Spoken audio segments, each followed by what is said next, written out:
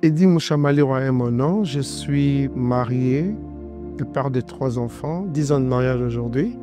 Mais avant ça, je vais vous dire un peu de mots, c'est que je suis. Je suis né dans une famille de 9 enfants, l'aîné des garçons. Et par la grâce de Dieu, je fréquentais l'église. J'étais un bon religieux. On priait le matin et le soir. Et à un certain moment de ma vie, j'ai eu la grâce d'ailleurs de faire de bonnes études. Et les cadeaux que les parents nous disaient toujours, c'était d'étudier. Alors, une partie de ma vie, ça s'est coloré par une mauvaise fréquentation. Et par cette fréquentation, j'ai appris à prendre l'alcool. J'ai été coureur de jupons, élève, je pouvais draguer mes collègues. Et j'ai même appris à fumer. Et ma situation allait de mal en pire. Je ne pouvais pas me rendre compte que je devenais de plus en plus une catastrophe qu'un résultat. Pourquoi? Parce que en deuxième secondaire, mon petit frère qui venait 3 ans après moi, c'est-à-dire si j'étais en deuxième secondaire, lui était en 6e primaire. Je vais dégrader dans les études. Alors que mes collègues allaient au cours, moi j'allais apprendre les danses, j'allais côtoyer des femmes, j'allais me saouler parce que je voulais devenir une star. Ma vie était devenue une imitation. Je ne pouvais pas comprendre que quand les autres étudiaient, moi je perdais. Mon petit frère va me rencontrer jusqu'en 2e, c'est-à-dire que j'avais déjà triplé. Ma situation n'avait pas changé par là. Alors comme à la maison, les études étaient les meilleurs cadeaux de mes parents, ils vont nous se mettre à une discipline pour dire plus on donne des résultats, mieux on est des amis, on est mieux traité. Et nous qui échouons à l'époque, on pouvait commencer à subir les sanctions. La punition était qu'on ne pouvait plus avoir tous les privilèges comme les autres enfants. Je vais essayer d'aller faire l'armée, oubliant que même dans l'armée, pour être plus gradé, il fallait avoir étudié. Et c'est dans cette mélancolie de choses où je ne savais plus avoir le contrôle sur ma santé parce que je prenais des boissons très froides. J'ai même été hanté par une maladie qu'on appelait la tuberculose. Et ça continue à affecter ma vie. Je pouvais être en désaccord avec les parents. Alors il est arrivé un jour que je rencontre un des grands frères dans cette communauté qui va me repérer dans une situation complexe. Et il va m'inviter dans une convention. Si je me souviens bien, c'est en 2006, au mois de juillet. Et dans cette convention, je vais rencontrer des gens qui témoignent. Et chacun qui passait pour témoigner était comme en train de me ramener dans un portrait de ma vie. Et ce jour-là, je pouvais me poser la question, ont-ils eu une information sur ma personne?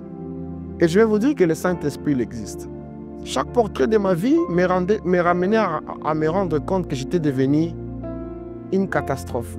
J'étais réellement perdu. Et il va poser 3 questions. La première, il dit, est-ce que tu es fier de toi-même? La deuxième, est-ce que ton environnement est fier de toi? Et la troisième, est-ce que Dieu au ciel est fier de ta vie? Alors, je vais me rendre compte que je n'avais rien qui faisait ma fierté. Et il va dire, tu ne pourrais pas t'en sortir de toi-même. Ce jour-là, il va faire l'appel. Il te dit, il te faut Jésus-Christ. Et quand il a dit ça, c'était comme un boom qui posait sur mon cœur. Et je ne sais pas comment je m'étais retrouvé devant. Le Saint-Esprit, il existe. Je me suis retrouvé devant et j'ai donné ma vie au Seigneur Jésus-Christ. Dans cette communauté internationale des hommes d'affaires du plein évangile, j'ai accepté Jésus-Christ comme Seigneur et Sauveur. Et c'était ce jour où tout a changé dans ma vie. Alors je vais vous dire ce que Jésus a fait. La première chose, je vais me retrouver dans les bras de mon Père, avec qui on ne se parlait plus parce que je ne lui donnais pas de bons résultats. Je n'avais pas à appréhender les vrais sentiments que j'avais à ce moment-là. Il va me serrer dans les mains, il va me dire, tu as pris la bonne décision. Vous savez quoi? Pour ma première fois, je vais faire une nuit paisible. Parce que, en réalité, je pouvais faire des nuits de cauchemars. J'étais comme un petit singe qui sautait sur des montagnes, traversait des grands eaux, poursuivi par des grands animaux. Et c'était ça ce qui faisait l'objet de mes nuits. Pour autant que j'arrivais à me saouler pour me dépasser. Mais ça ne changeait pas ma condition de vie. Alors ce jour-là, je vais me rendre compte que je me suis endormi et j'avais toute la paix. La première richesse que Jésus te donne, c'est la paix du cœur. Et on va nous soumettre aux enseignements. Après avoir suivi les enseignements, je vais réaliser que j'étais devenu une grande catastrophe qu'un résultat. Et passé par la délivrance, tout va changer dans ma vie. Le Seigneur a restauré d'abord ma santé. Cet homme tuberculeux, je suis rentré dans le même hôpital pour faire les examens et on m'avait diagnostiqué que j'étais guéri. Et c'était dans une adoration. J'ai demandé à Jésus de me toucher parce que je lui appartenais désormais et ma santé était totalement guérie. Jésus a restauré mon intelligence. Cet enfant qui était parmi les derniers d'une école, avec 37%, vous pouvez vous imaginer, j'ai fini mes études aujourd'hui avec distinction. J'étais un chômeur et j'ai dit à Jésus, je ne veux pas finir mes études sans emploi. Par la grâce de Dieu, il a fait de moi non seulement employé, mais aussi entrepreneur.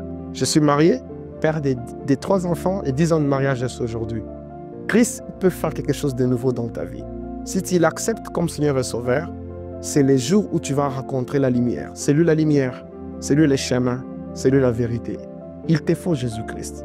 Pour toute situation, c'est lui qui convient. Alors je t'invite aujourd'hui à prendre la meilleure décision de ta vie et de lui donner ta vie.